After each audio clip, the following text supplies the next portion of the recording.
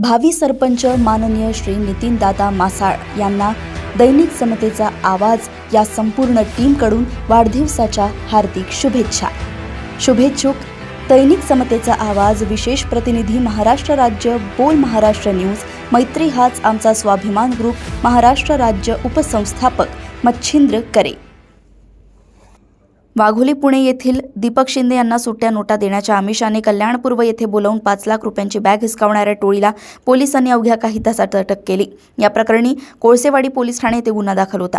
Mobile तांत्रिक विश्लेषणातून आरोपींची हालचाल समजताच तळेगाव दाभाडे पोलीस ठाणे आणि राहुरी पोलीस ठाणे यांच्या मदतीने नाकाबंदी करत 8 आरोपींना ताब्यात घेण्यात आले।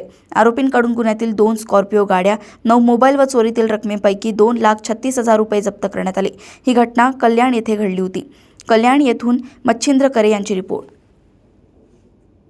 अशाच बातम्या जाणून घेण्यासाठी बघत रहा दैनिक समतेचा आवाज आणि बातम्यांना लाईक करा, शेअर करा आणि चॅनलला सबस्क्राइब करायला विसरू नका।